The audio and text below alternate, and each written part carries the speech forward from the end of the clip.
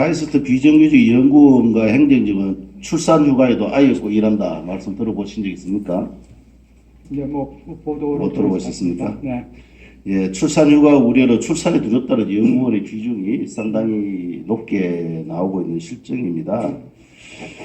대부분 과기원들도 다른 과기원들도 비슷한 실정일 텐데 내용을 함께 좀 들어봐 주시기 바랍니다. 오늘 카이스트에 대해서 말씀을 주로 드리겠지만은 비중의 출산 휴가에 어려움이 어디 있는가로 보니까 카이스트는 대부분 이제 여성들이 일하는 비중이 상당히 높은 편입니다. 그렇죠? 그렇습니다.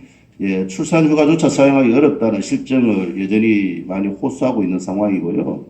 이 어려움이 어디서부터 출발하는가라고 보면 학교로부터 업무 대체 인력을 배정받지를 못함으로 인해 가지고 실제적인 어려움이 있다 이렇게 말씀을 하고 계신 것 같습니다. 네. 또 특히 이제 이 대부분 인건비는 교수들의 개인 과제 연구에서 부담하는 시스템이다 보니까 더더욱 어쨌든 간에 사용하기 어려운 처지다 이렇게 보여지는 것 같습니다. 그래서 비정규직 그 인건비와 출산휴가와 관련해서는 대체 인력 채용 및 인건비를 활용 교수들의 개인 과제 연구비에서 지급하는 것이 문제다 이렇게 보여집니다. 계약은 학교에서 하시죠, 그죠? 계약은 연구원들 다 학교에서 하지 않습니까, 그죠? 네, 예. 그러다 보니까 이제 정규직과 동일하게 사용할 수 있는 여성들의 어떤 출산 휴가, 육아휴직 등을 마련해 놓긴 했지만은 대체 인력 인건비 확보가 또 대체 인력 채용 등의 어려움이 있다 보니까 현실적으로 출산 휴가를 사용하기 매우 어려운 상황이다. 이렇게 보여집니다. 그래서 실제로 이제 출산 휴가를 신청을 해도 본인 급여 삭감 후에 대체 인력 인건비를 지급하는 경우가 좀 다반사인 경우로 보여지고요. 90일 출산휴가를 사용하지 못하거나 출산휴가 중에 자택근무를 한 부분도 굉장히 높게 이렇게 나오고 있습니다. 또 대체인력 없이 동료에게 업무가 과중되다 보니까 부담스러우니까 쉬지를 못하는 거예요. 나와서 일을 하거나 집에서 자택근무를 하면서 일을 도와줘야 되는 이런 것이 현실적으로 되어 있는 것 같고 출산휴가를 전혀 사용하지 못하는 아예 눈치가 보여서 퇴직하는 경우도 상당수 있어 보입니다. 저 PPT를 잠깐 한번 보실까요? 이게 이제 노동단체들에서 카이스트 비정규직을 상대로 설문조사를 한 건데요. 실제적으로 한 80% 가까이가 출산휴가를 모두 사용을 합니다. 그러나 출산휴가 기간 동안에 자택근무를 한 경우가 60%가 넘는다는 답을 하고 있고요. 출산휴가 우려로 출산이 두렵다는 연구원들이 86.4%나 되는 현실입니다. 이건 저출산 문제가 우리나라 심각하지 않습니까? 그죠? 그런 상황에서 국책연구인 카이스트에서 이런 출산 실제적으로 억제 정책을 쓰고 있는 게 아니냐라는 우려까지 이렇게 할 수밖에 없는 상황이다. 이렇게 보여집니다. 그래서 얼마 전에 이제 2017년 11월에 보니까 그 카이스트에서 가족 친화 인정제도 인정기관으로 선정된 바도 있으시죠? 네, 그렇습니다. 무슨 기준으로 이렇게 인정기관으로 선정이 되셨나요?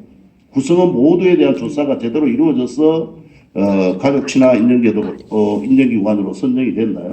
네, 뭐 여러 가지 우리 그런 그 제도 친화적인 제도가 있습니다. 예를 들어서 뭐 보육 그 시설에 대한 그런 것들 우리가 상당히 파격적으로 하고요. 또 우리 채용에 있어서도 또 여성 교수나 이런 채용을 많이 지금 늘리고 있습니다. 그러니까 제가 보건대는 이 조사 내용을 여성가족부에서도 한번 받아볼 텐데요. 제가 보건대 가족 친화 인정 제도라는 게 물론 출산 육아 제도만을 가지고 한 건 아니라 하더라도 대체적으로 정규직을 대상으로 했을 가능성이 많아요. 그 자료를 내어놨을 가능성이 많은 거죠. 거기 구성원들이 상당수가 어쨌든 간에 비정규직에 일하는 연구원, 행정직들이 많은데도 불구하고 그런 부분들은 아예 자료를 제출하지 않거나 조사 대상에서 제외됐을 가능성이 높은 거죠. 그러니까 이렇게 방금 여성가족부가 이 정도의 실정에 있는 데를 이런 어떤 인정기관으로서 인정한다는 게 저 도대체 이해가 좀 안 되는 상황이에요. 그래서 이 부분들을 근본적인 어떤 개선을 해야 되지 않겠냐 보여지는데요. 학교 차원에서 이 문제를 해결해야 된다 이렇게 보여집니다. 교수와 연구원 사이에서 해결하려면 해결할 수 있는 방법이 없어요. 연구비를 가지고 하려다 보니까 대체 인력을 구입하기도 실질적으로 어렵고 또 전체적으로 인적 풀을 두기도 어려운 상황인 거잖아요. 그렇다면 그런 부분에 대해서 학교에서 이 문제를 근본적으로 대체 인력에 대한 어떤 문제를 고민을 하고 정리를 하셔야 되지 않는가 보여지는데 어떻습니까? 네, 우리 의원님 지적이 뭐 전적으로 공감을 하고 맞습니다. 사실 카이스트 자체는 모든 구성원들에게 출산 휴가를 사실 보장해 오고 있는데 이번 선물 결과를 보고서 저도 상당히 좀 놀랐고요. 실질적으로 현장에서 비정규직에 대한 그런 그 출산 휴가 관리 감독이 제대로 이루어지지 않구나. 그래서 이번에 파악하는 계기가 됐고요. 그래서 저희가 이제 10월 8일 그래서 총장 명의로 출산휴가는 법에 따라서 의무적으로 제공해야 된다는 걸 전 구성원들에게 다시 한번 주지시켰고요. 또 앞으로는 이런 불법적인 출산휴가 그런 방해 행위는 저희가 신고센터를 통해서 접수를 하고 또 보완을 해 나가려고 합니다. 예. 제일 현실적인 문제는 결국은 이게 이제 프로젝트 직원이 거의 1000여 명에 해당되거든요.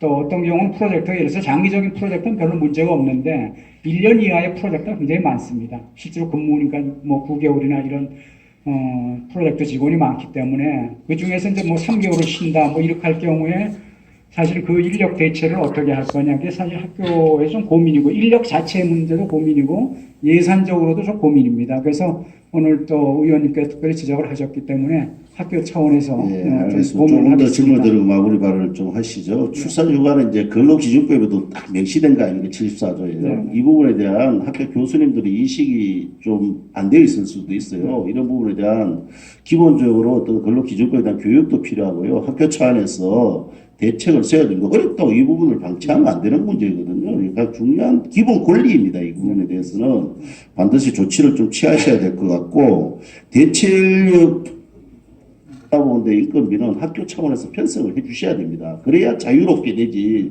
그것이 부담되니까 휴가를 내는 사람도 어렵고 또 가라고 하기에도 소수 인력에서 연구 과제를 좀 수행하는 어떤 연구진들에서 또 어려움이 또 있는 거거든요. 이것을 근본적으로 해결해 주는 시스템적으로 이게 이렇게 정리해 줄 수밖에 없다 이렇게 보여집니다. 그래서 그 제도를 마련하시라는 것이죠. 예, 그렇게 하셔야 될 것 같고요. 중요한 말씀도 하셨어요. 우리 총장님께서 그 가족 친화 인정제도 인정기관에 선정됐을 때 구성원 모두가 함께 상생해야 된다. 발전하는 배려의 정신을 통해 국민과 국가에 감동을 주는 카이스트를 만들겠다고 말씀을 하셨어요. 그래서 이 감동이 누구에게는 감동이 되고 누구에게는 눈물이 되면 안 되는 것이라고 저는 생각을 합니다. 그래서 더 어려운 곳일수록 더 낮은 곳일수록 좀 더 보살피는 그런 어떤 과학 기술은 또 우리 세계 제일이잖아요.